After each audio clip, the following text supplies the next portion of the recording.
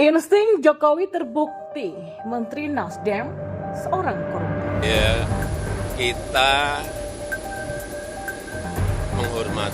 harus menghormati proses hukum yang ada. Pak, ini Ya.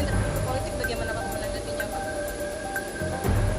Yang jelas Kejaksaan Agung pasti profesional dan terbuka terhadap semua yang berkaitan dengan kasus itu.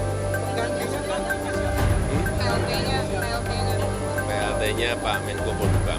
Pak, ada itu Pak, nanti jadi Menko bagaimana? Mana Bapak juga?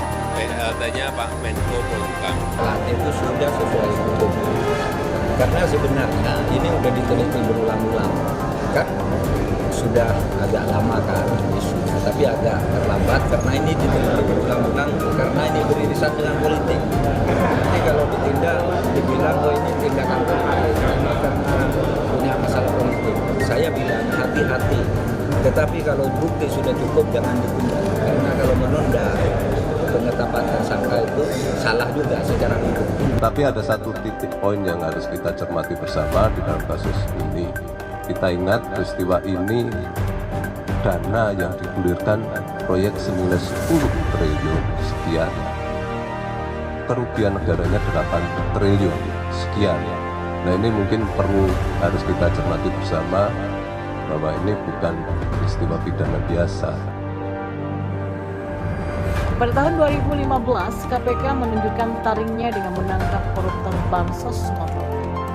Mantan Ketua Mahkamah Partai sekaligus dan mantan Sekjen Patrice Rio Capella.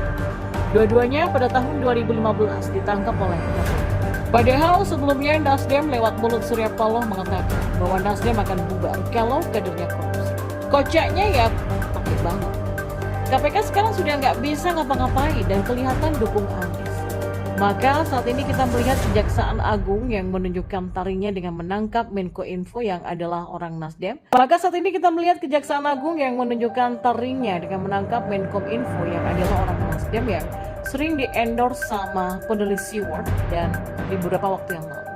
Menjadikan kader partai pendukung Anies Baswedan sebagai tersangka dan kasih baju bukan tahanan KPK, melainkan baju tahanan Kejagung yang lebih fancy dan keren, yaitu baju warna black pink.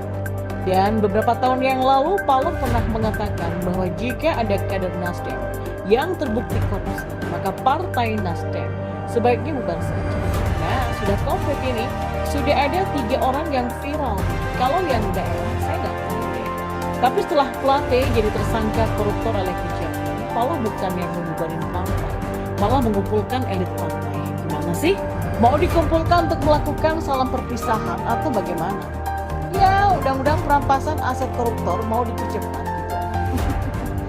Menurut saya sih ini harus dipertanggungjawabkan oleh Surya Paloh. Kalau dia mengatakan ada salah satu kadernya yang korupsi, lebih baik bubarkan Nasdem, ya harus tanggung jawab dong.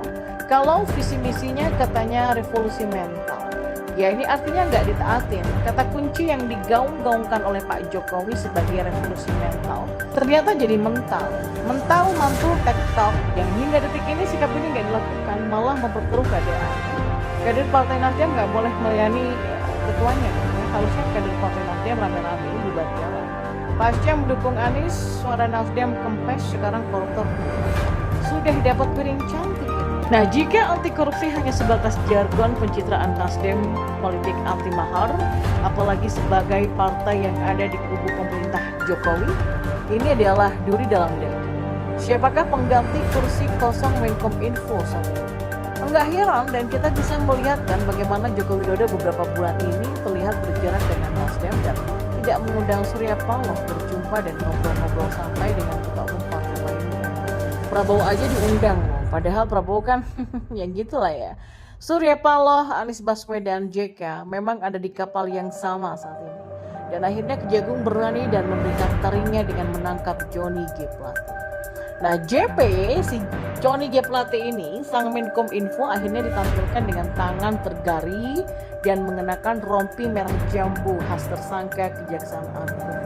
Diduga tindakannya dalam keterlibatan proyek tersebut merugikan negara sebesar 8 triliun rupiah.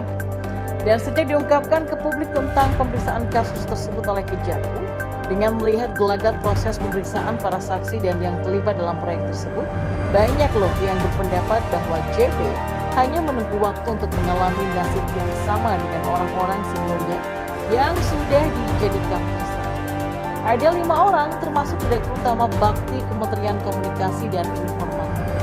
Ya walau ditegaskan ketersangkaan